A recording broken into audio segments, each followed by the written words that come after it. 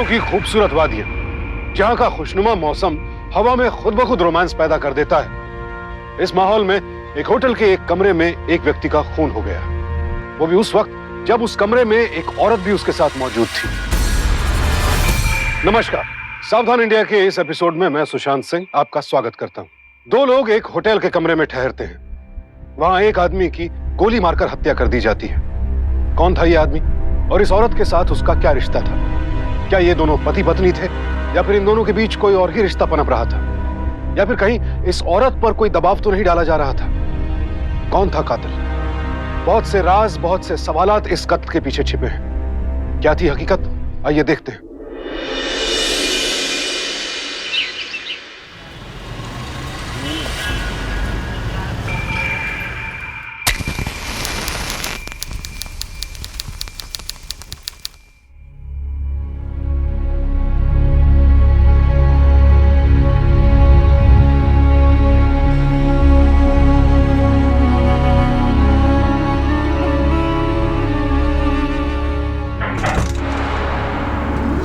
विशाल, बेटा कितना टाइम और लगेगा? जल्दी आओ, स्कूल के लिए देर नहीं हो रही है क्या? प्रणाम मैम साहब, ये आपका कपड़ा। पहले तुम्हें कभी देखा नहीं। कौन हो तुम? और सुनील कहाँ है? हम सुनील के भाई हैं मैडम। उसकी तबीयत बहुत खराब थी, इसीलिए हम आए हैं कपड़ा देने के लिए। लीजिए मैडम कपड़ा। तुम एक मिनट रुको, मैं अभी आती हूँ। ठीक है मैडम।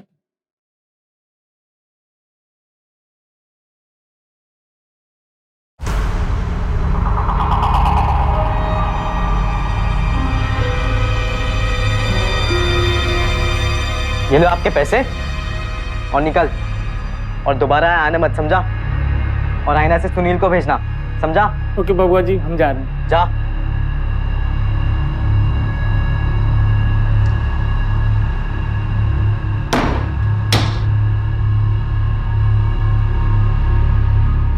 अरे ये धोबी कहाँ गया? मैंने उसे पैसे दे दिए, वो चला गया। अच्छा, बड़ा अजीब आदमी है। चलो नाश्ता करो। ये लो पराठा खाओ, स्कूल के लिए दे रहा। मम्मी, आप ऐसे स्लीवलेस कुर्ती क्यों पहनते हो? मुझे ये सब पसंद नहीं। और अगर पहनना ही है तो कम से कम दुपट्टा तो ले लिया करो। बाप रे बाप, इतना रोक टोक। तू ना अपनी दादागिरी मत दिखाया कर मुझ पे। चल नाश्ता कर।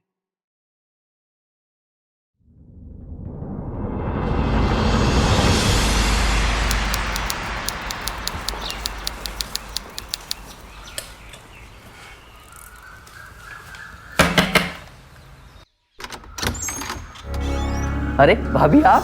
देवा जी, आप कब लौटे? कौन है बेटा? अरे माँ, देखिए कौन आया है। भाभी आई है। ये यहाँ क्यों आई है? बोल दे इसको, हमें इसके हाथ का बना खाना नहीं चाहिए।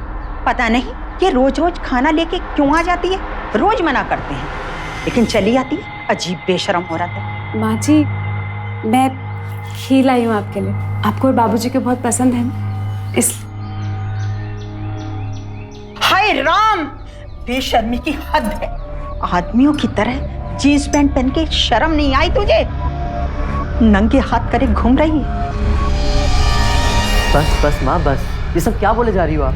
अरे अच्छी तो लग रही है भाभी, क्या तकलीफ है इन कपड़ों में? और इतने प्यार से आपके लिए और बाबूजी के लिए खीर लेकर आई है और आप मना कर रही हो। क्यों मना कर रही हो? लाइए भाभी, मुझे खीर दीजिए। दीजिए ना भाभी, मैं ये जरूर खाऊंगा, मेरी फेवरेट है। आई नो, बहुत टेस्टी बनाई होगी आपने। अरे बहू, बाबूजी आप? अरे मंदिर से आए हैं अभी। इस अपशगनी को छू के सारा प्रसाद अपवित्र हो जाता। जीती रहे बेटी, खुश रहे।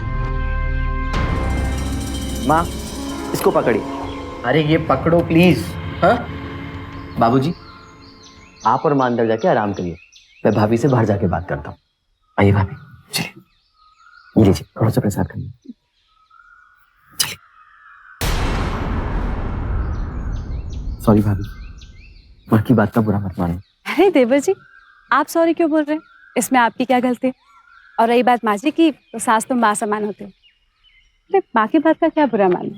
खैर छोड़िए उन सब बातों को। आप मुझे ये बताइए कि इतने टाइम बाद आप मुंबई से आए, हमारे घर नहीं आएंगे? क्यों नहीं भाभी, इतने दिनों बाद मिल रहा हूँ और ऐसा हो सकता है क्या कि मैं आपके घर ना आऊँ?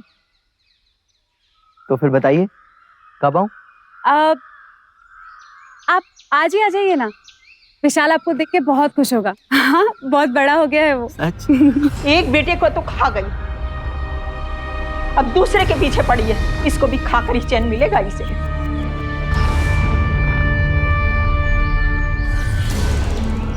अब अच्छा देवर जी, मैं चलती हूँ, ऑफिस के लिए देर हो रही है ना। आप आइएगा जरूर, मैं इंतजार करूंगी। जरूर आऊंगा भाभी, मुझसे तो रहा नहीं जा रहा है। अगर आज आपका ऑफिस नहीं होता ना तो अभी चल पड़ता आपके साथ। अच्छा, मैं चलती हूँ, बाय। बाय।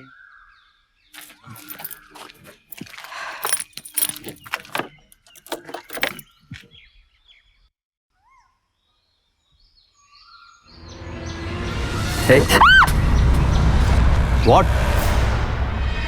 अभी कौन है मैं? तू हाथ कैसे लगाया तूने? हैं? अपनी बात अगर इधर दिखाना तुझे पुलिस के हवाले कर दूंगा। समझ में आ रही है तुझे? चल भाग, चल ले। चल। इधर क्या देख रहा है? क्या देख रहा है तू? रास्ता उधर है, उधर। चल चल भाई, निकल ले। चल चल चल।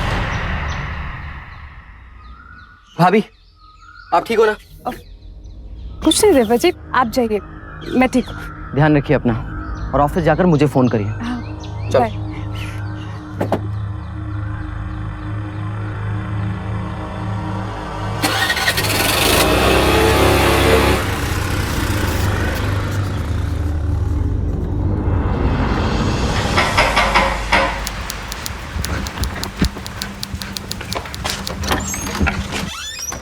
अरे चाचू,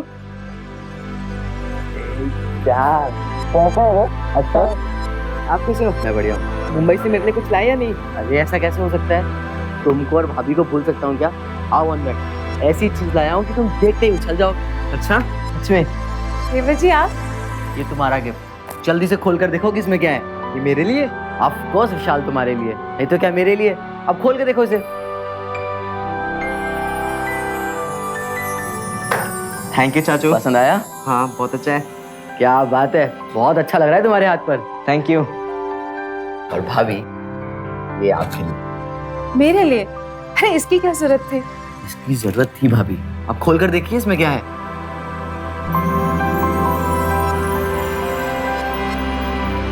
वाकई बहुत सुंदर है, थैंक यू। पर देवर जी, अगर माँ जी को पता चला ना तो आपको तो मार ही डालेगी। अब देवर जी ये मत रहा, मुंबई नहीं, यहाँ की विधवा ये सब नहीं पहनती। अरे विशाल, एक गिलास पानी पिलाओगे प्लीज? हाँ चाचू, आप बैठो ना। अरे बैठिए ना। हाँ, और सुनाइए देवर जी। भाभी, क्यों बार बार खुद को विधवा बोलकर मुझे चोट पहुंचाती हो? आपको पता है ना कि मैं ये सब नहीं मानता। देखिए भाभी, माँ और बाबूजी की सोच में नहीं बदल सकता, लेकिन आपकी जिंदगी में आपको कहीं ना कहीं हमेशा अकेले देखा है मैंने। और फिर विशाल भी बड़ा हो रहा है अब, थोड़े वक्त बाद वो अपनी लाइफ में बिजी हो जाएगा। उसके बाद आपका क्या होगा? कि क्या करेंगी आप? कभी सोचा है आपने? भाभी, मुझे लगता है कि आपको एक अच्छे लाइफ पार्टनर की सख्त जरूरत है।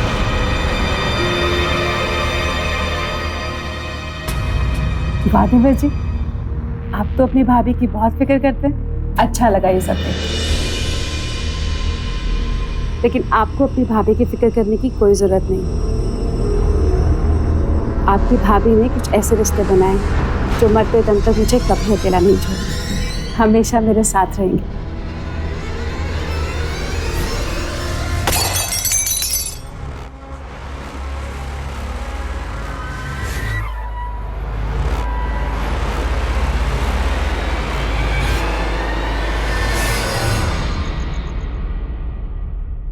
और विशाल, एक बात बताओ, तो स्कूल में लड़कियां वड़कियां हैं नहीं? I mean, कोई खास दोस्त है कि नहीं? नहीं चाचू, कुछ नहीं, बस ऐसे ही है सब। अरे देवर जी, आप विशाल की बात छोड़िए, अपनी बात बताइए। शादी वादी का कुछ सोचा है कि नहीं? क्या कोई लड़की पहले से ही देख रखी है? अरे भाभी, ऐसा कुछ भी नहीं है। I mean, कोई लड़की आपके जैसी मिली नहीं, और मुझे तो आपके जैसी सुंदर और सुशील कन्या से शादी करनी है। डिसाइडेड है भाभी। क्या देवर जी आपकी। पूरे मथुरा में सिर्फ एक ही मिताली है चाचू। पूरे मथुरा में क्या, पूरे वर्ल्ड में मम्मी जैसी सिर्फ एक ही पीस है, और मम्मी जैसी दूसरी पीस मिलना ना इम्पॉसिबल है। चलो खाना खाओ, फिनिश इट।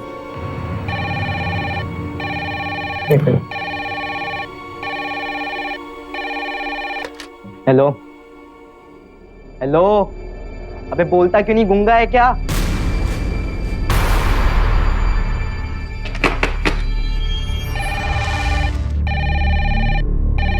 हेलो, अरे डरपोक, हिम्मत नहीं तो कॉल क्यों करता है? हाँ, अगली बार से कॉल नहीं करना, समझा?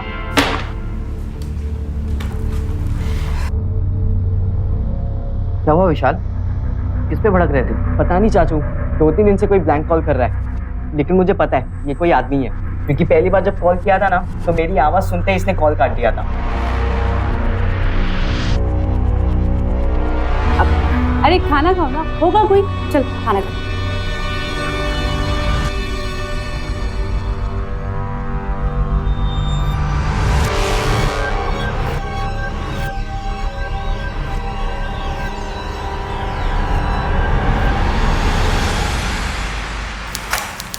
गुड मॉर्निंग आदर्श एक्सपोर्ट। Yes sir.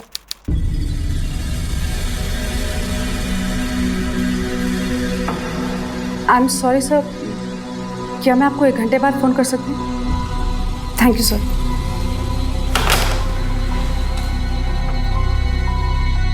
जी, मैं क्या मदद कर सकती हूँ आपकी?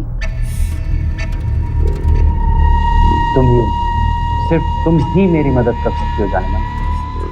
आप यहाँ क्या कर रहे हैं? मेरे ऑफिस में क्यों आए आप? मजबूरी थी, आना पड़ा।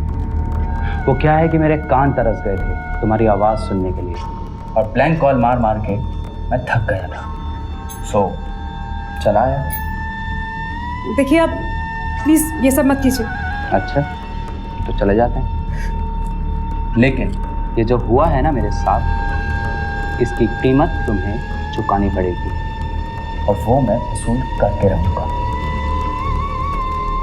मिताली मैम, आपको साहब बुला रहे हैं। हाँ तुम चलो, मैं आ रही हूँ। ठीक है फिर, नमस्ते, कल मिलते हैं, तैयार रहना।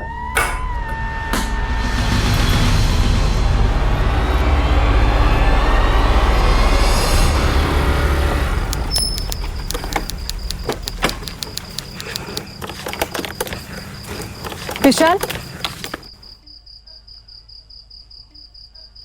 ये क्या बदतमीजी है? क्या जरूरत थी तेरे को लस्सी वाले से झगड़ा करने की? मम्मा, वो आपसे ऐसे बात कैसे कर सकता है? मैंने उसे देखा, उसकी नजर कितनी बुरी थी। कुछ पता है क्या आपको? तेरा गुस्सा ना हमेशा नाक पे चढ़ा रहता है, कंट्रोल कर इसे जरा। खैर छोड़, मैं तुझे एक बात बताना भूल गई। मैं कल ऋषिकेश जा रही हूँ। ऋषिकेश क्यों? बेटा ऑफिस की एक इम्पोर्ट एक्सपोर्ट की बहुत बड़ी कॉन्फ्रेंस है, और बॉस चाहते हैं कि उनका स्टाफ उनके साथ रहे, इसलिए तू चिंता मत कर, मैं 2 दिन में आ जाऊंगी। संडे था। आप बस अपना ख्याल रखना, ठीक है? चला बंदर बुद्धू। माँ कुछ रखा है? लगता है मेरे लिए कोई गिफ्ट छोड़ के गया।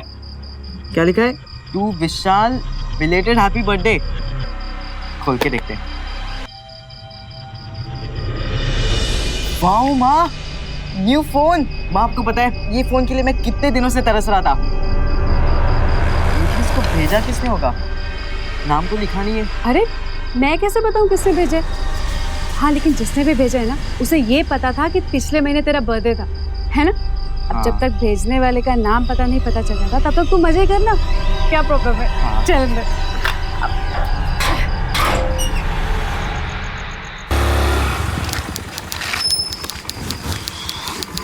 हाँ। चलो भाई, तुम्हारा डेस्टिनेशन आ गया। अच्छा बेटा, अपना ख्याल रखना। अब तू जाएगा? चल चल।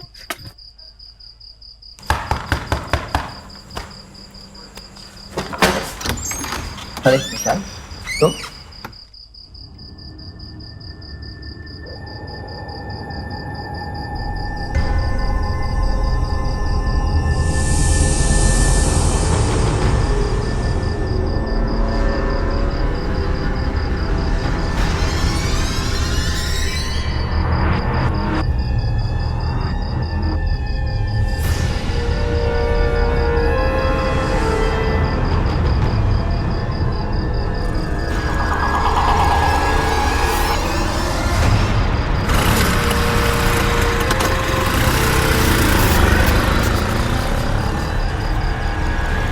अरे विशाल बेटा आ गया, मेरा जिगर का टुकड़ा, मेरे खानदान का चिराग।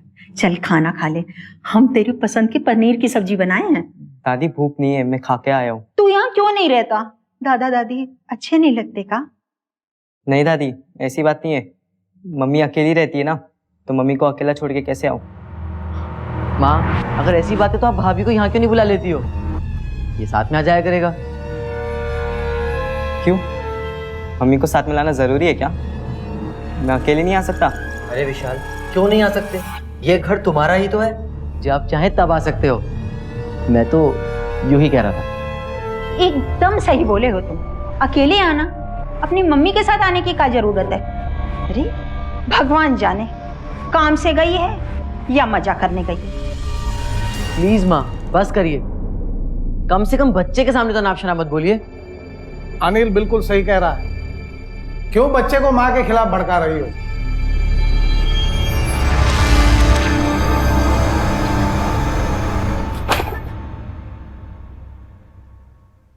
चांद, क्या हुआ? लैपटॉप पे गेम खेलोगे? Very good boy. तो फिर ये लो, जितना गेम खेलना है उतना गेम खेल लो, ठीक है? लेकिन ध्यान से लैपटॉप बंद करके सुना। ओके। चलो बेबी, टेक केयर, बाय।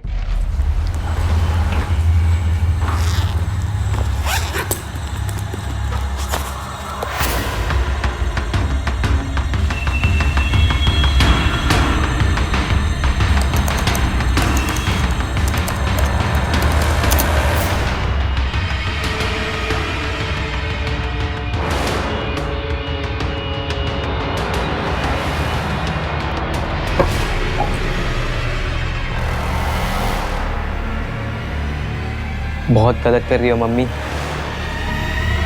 उस कमीने को छोड़ूंगा नहीं मैं, मार डालूंगा।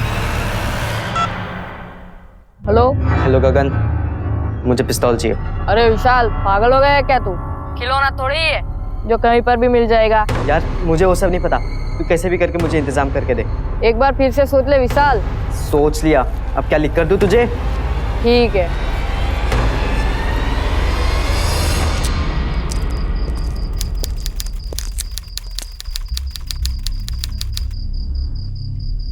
पैसा लाए हो? पहले माल देखूंगा, फिर पैसे दूंगा।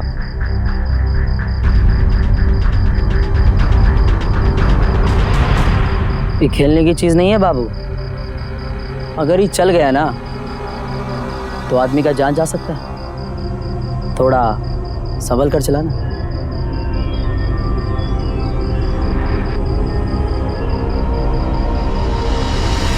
तुम्हें अपने पैसे मिल गए, तुम जाओ। चलता हूँ।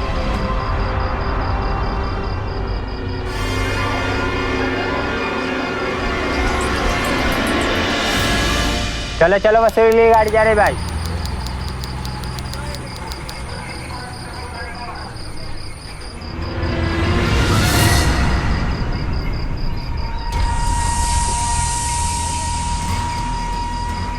आप?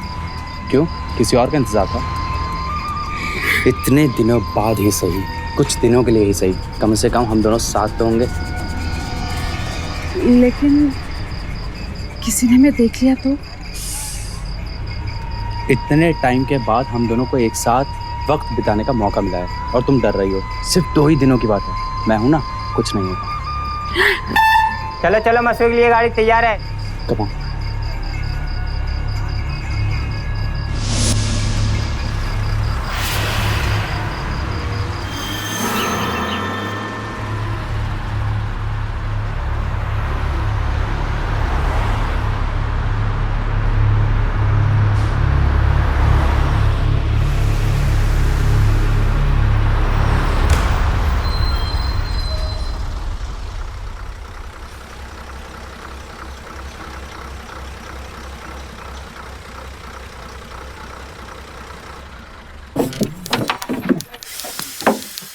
आराम से उतरना मिट्टू।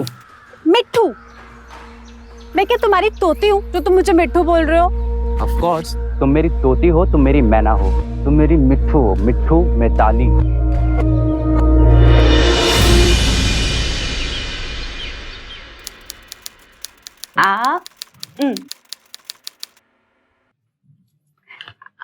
ना मैं दर्द हो गया।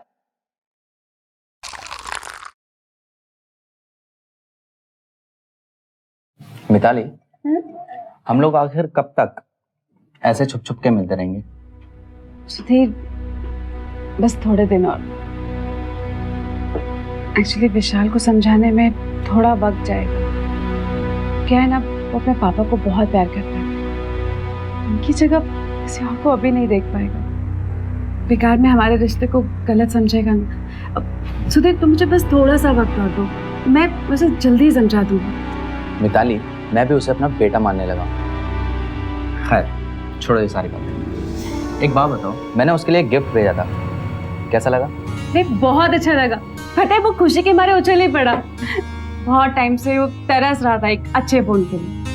तो एक बात बताओ, तुम्हें इतना महंगा फोन लेने की क्या जरूरत थी? जरूरत कैसे नहीं थी? आखिर बेटा है वो मेरा।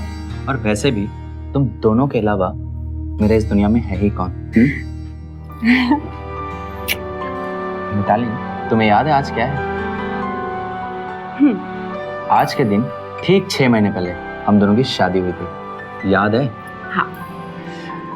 Mitali, if you don't mind, मेरा एक छोटा सा काम करोगे प्लीज? हाँ, पर क्या? इस बंद कमरे में मेरे लिए आज के दिन ये सिंदूर भर लो प्लीज।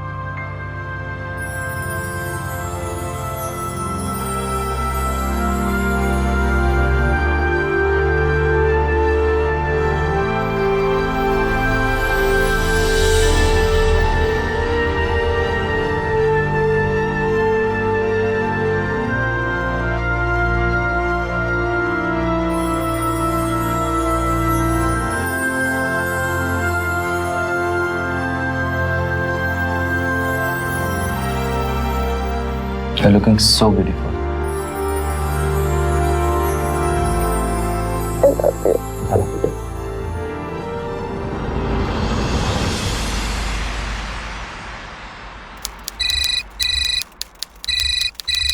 I'm damn sure ये विशाल का ही फोन होगा।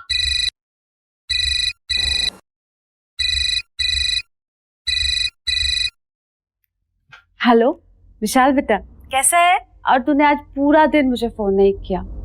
बेटा, अभी अभी मेरा कॉन्फ्रेंस खत्म हुआ है, मैं कल तक आ जाऊंगी, ठीक है? तू अपना ध्यान रखना। हाँ ठीक है मम्मी, आप भी अपना ख्याल रखना। बाय।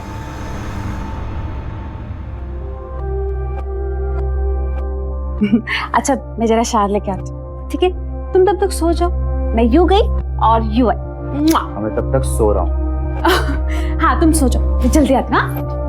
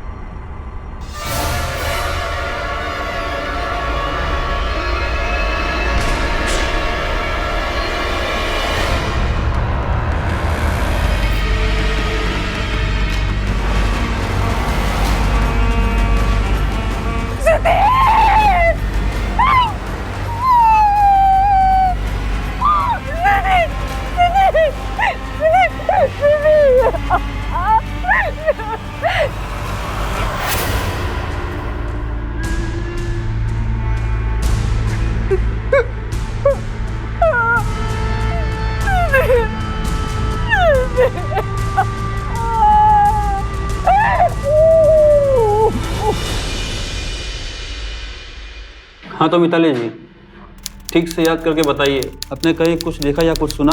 सर मुझे कुछ नहीं पता, किसने किया, क्यों किया, मैं कुछ नहीं जानती। ये सुधीर की किसी के साथ दुश्मनी थी क्या, या फिर आपकी किसी के साथ दुश्मनी, या फिर आपके इस रिश्ते से किसी को परेशानी?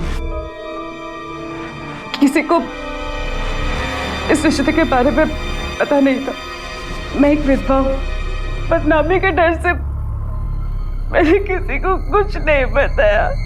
मिताली जी, ये आपके पास कहाँ से आया? आपने तो कहा था कि आप विधवा हैं। दरअसल 6 महीने पहले मेरी सुधीर से शादी हो चुकी और सुधीर चाहता था कि मैं विशाल को लेके हमेशा के लिए सुधीर के पास इलाहाबाद आ जाऊं। मैं सही मौका देख के विशाल को ये बताने वाली थी, लेकिन ये सब। देखिए मिताली जी, हमें मथुरा पुलिस और इलाहाबाद पुलिस को सब कुछ बताना पड़ेगा, ताकि वो अपने अपने शहरों में इस केस के बारे में छानबीन शुरू कर सके। फिर तो सबको पता चल जाएगा। हाँ, पता तो चलेगा ही कि कातिल को पकड़ना है, तो ये सब करना पड़ेगा।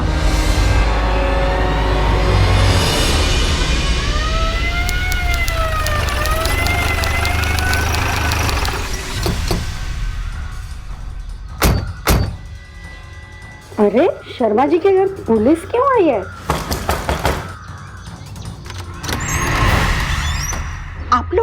आप लोगों से आपकी बहू मिताली के बारे में कुछ बात करनी थी। आइए इंस्पेक्टर साहब।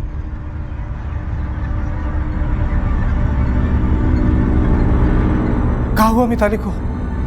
ठीक तो है ना मिताली बिटिया? देखिए, आप लोग घबराइए नहीं, आपकी बहू को कुछ भी नहीं हुआ है, वो बिल्कुल ठीक है। लेकिन उसके साथ जो आदमी था उसका कत्ल हो गया। क्या पहचानते हैं आप इसे?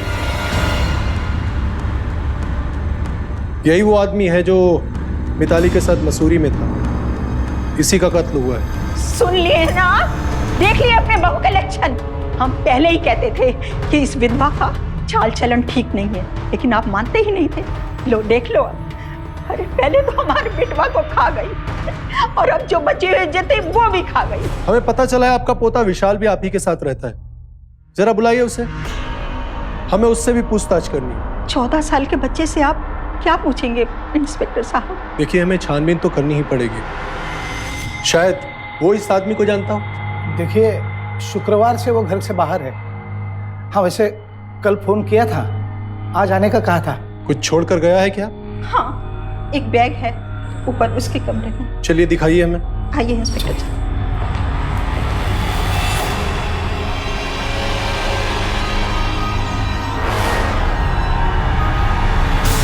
चेक करो।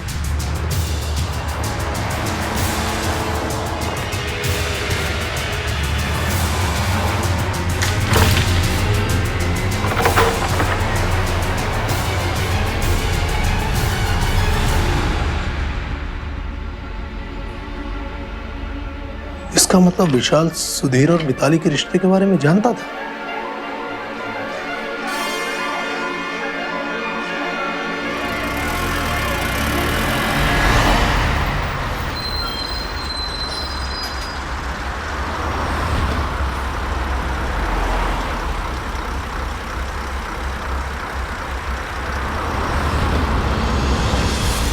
पुलिस को अब तक कोई सुराग नहीं मिल पाया था। मिताली का बेटा विशाल और उसका देवर अनिल दोनों ही गायब थे और दोनों के पास कत्ल की माकूल वजह थी। उसकी मां की तरफ कोई बुरी नजर से देख भी ले तो विशाल का खून खौल उठता था। हो सकता है अनिल ने ही अपनी भाभी पर नजर रखी हो, या फिर यह भी हो सकता है कि किसी के दबाव में आकर मिताली हकीकत पर पर्दा डाल रही हो। शक की सुई चारों तरफ घूम रही थी। मामला सुलझने के बजाय और उलझता जा रहा था।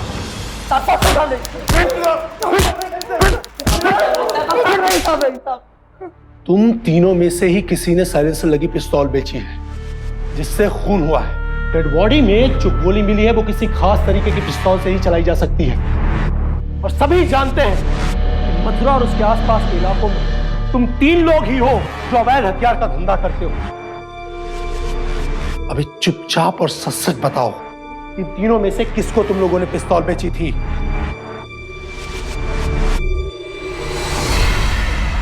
बोलो। कुछ दिन पहले ये लड़का विशाल हमसे पिस्तौल और साइलेंसर लेकर गया था साहब। कब बेचा था? साहब, जिस दिन खून हुआ था उससे ठीक 1 दिन पहले रात को साहब। ये झूठ बोल रहे हैं। इंस्पेक्टर साहब, मेरा बेटा ऐसा नहीं कर सकता। वो पिस्तौल कभी नहीं खरीदेगा। मिसेस शर्मा, मेरा नाम इंस्पेक्टर राजेश है। आपने पुलिस स्टेशन आकर रिपोर्ट करके बहुत अच्छा किया। बैठिए, हमें आपका भी स्टेटमेंट लेना है। देखिए, आप पहले मुझे ये बताइए कि मेरा बेटा विशाल कहाँ है? आप परेशान मत होइए, शक की बिना पर किसी को पकड़ा नहीं जाएगा। बैठिए, लीजिए, थोड़ा पानी पी लीजिए।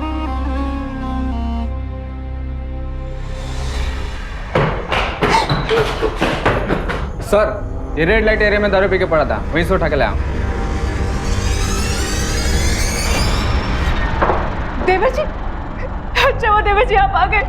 देखिए ना इन लोगों को, ये लोग विशाल को क्या अनाप शनाप बोल रहे हैं। अरे भाभी, आप यहाँ?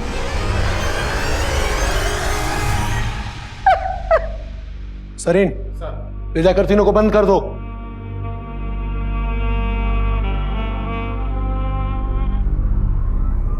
ये तस्वीर तुमने खींची थी ना?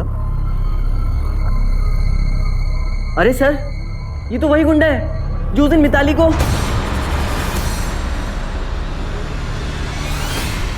मेरा मतलब था कि भाभी को छेड़ रहा था। ये गुंडा नहीं है, सुधीर है, तुम्हारी भाभी का दूसरा पति। क्या? नहीं, ये नहीं हो सकता। सर, आपको जरूर कोई गलतफहमी हुई है। अरे, ये तो मुझसे प्यार करती है।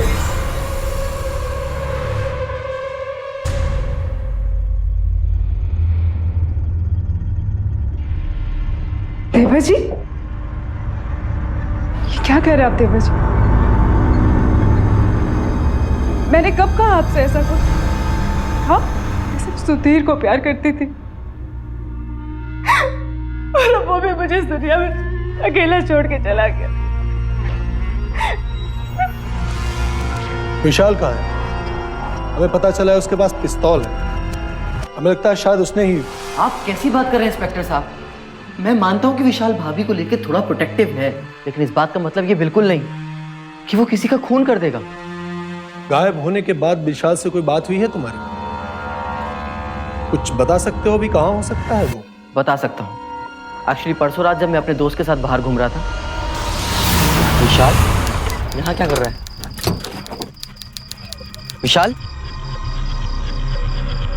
तुम इस वक्त यहाँ पे क्या कर रहे हो? चाचू, आप यहाँ इस समय? खैर छोड़ो, गाड़ी में बैठो, चलो घर चल के बात करते हैं। इंस्पेक्टर साहब, विशाल बहुत परेशान लग रहा था।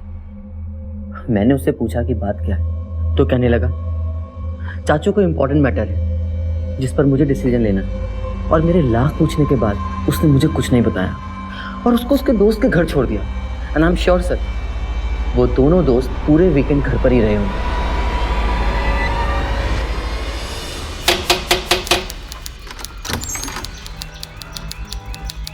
विशाल कहाँ है? जी इंस्पेक्टर साहब, विशाल कल से मेरे साथ ही है, सो रहा है।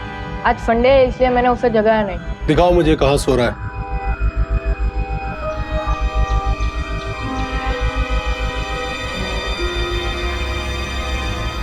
विशाल, उठो।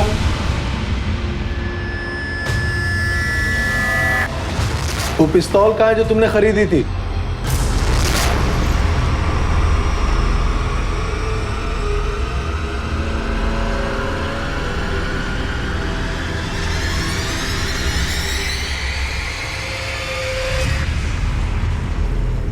इसमें से तो एक भी गोली नहीं चली।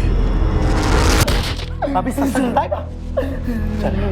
सच सच बोल। अगर झूठ बोला ना तो इतना मारूंगा कि तू सह नहीं पाएगा। पहले तो मुझे विशाल और अनिल पर शक, और मैं छानबीन भी उन्हीं के खिलाफ कर रहा था।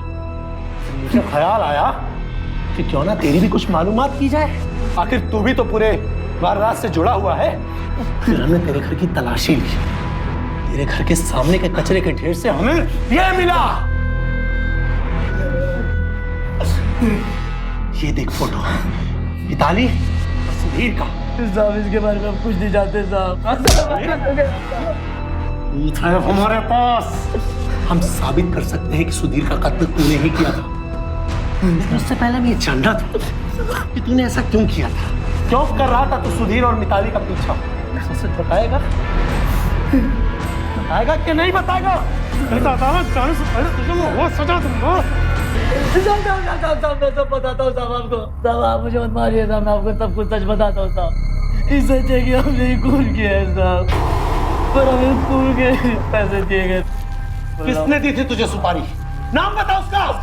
उसका नाम हम नहीं जानते साहब, और ना ही हमने उसे कभी देखा है साहब। वो मुझे टेलीफोन से फोन करता था साहब, जो वो करने को कहता था साहब मैं वो करता था साहब। अब सच कह रहे साहब, आपने कुछ नहीं किया। सर इसकी सारी कॉल रिकॉर्डिंग आ चुकी है। तो पहले इसकी कॉल डिटेल्स ही देख लेते हैं। साहब छोड़ दो साहब।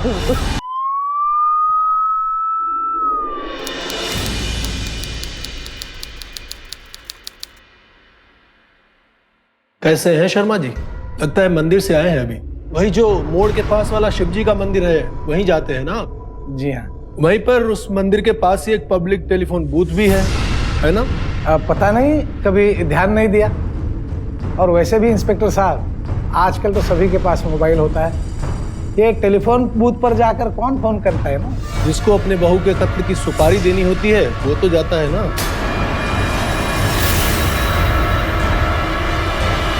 ये आप क्या बकवास कर रहे हैं इंस्पेक्टर साहब?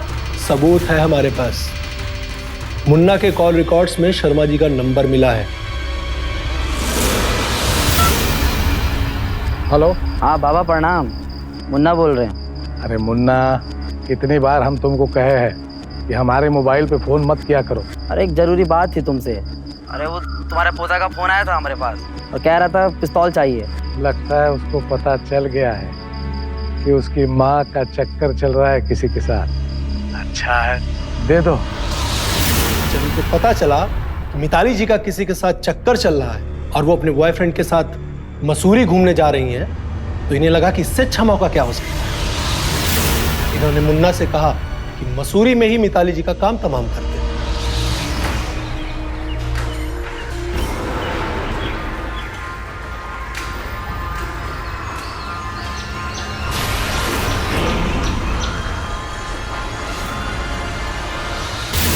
मुन्ना ने वही किया। मुन्ना को लगा कि मिताली जी चादर ओढ़कर सो रही है और सुधीर बाथरूम में नहा रहा है, और इसी गलतफहमी में मिताली समझकर उसने सुधीर का खून कर दिया। यही सोचता रहा कि उसने सही आदमी को मारा है ना शर्मा जी? बाबूजी, जो भी कुछ इंस्पेक्टर साहब कह रहे हैं क्या वो सब कुछ सच है? बाबूजी मैं आपसे कुछ पूछ रहा हूँ, क्या इंस्पेक्टर साहब ने जो कुछ कहा वो सच है? कुछ पूछ रहा हूँ मैं आपसे। बेटा अरे रहने दो माँ, मुझे पूछ लेने दो आज इनसे। आप ही ने दी थी ना भाभी को मारने की सुपारी, अब बोलते क्यों नहीं है? हमने दी थी सुपारी।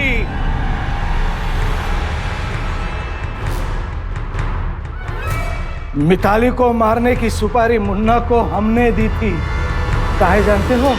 हमारा बेटा हमरे बुढ़ापे की लाठी इस औरत के पीछे घर छोड़कर चला गया था। उसका कमाया हुआ पैसा, घर-बार, जायदाद जो हमारी थी, उस पर इस औरत का हक बन गया। अगर सुधीर से शादी कर लेती तो हमरे बेटे का खून पसीने का कमाई सुधीर का हो जाता। फिर हमने सोचा कि अगर ये चरित्रहीन औरत मर जाए तो सारी जायदाद हमारी हो जाएगी। बाबूजी एक बार बोल देते आप हमसे, सारी जायदाद आपके नाम कर देते बाबूजी। अरे वैसे भी हम विशाल को लेके हमेशा के लिए इलाहाबाद जाने की सोच रहे थे। मुझे और मेरे बेटे विशाल को आप लोगों से कुछ नहीं चाहिए था, कुछ नहीं, और ना ही सुधीर को कुछ चाहिए था। वो तो मेरे साथ बस थोड़ा सा वक्त बिताने के लिए यहाँ आया था, लेकिन आपने उसकी जान ले ली बाबूजी। हमेशा के लिए छोड़ के चला गया वो हमें, सिर्फ आपकी वजह से बाबूजी। ले चलो शर्मा जी को।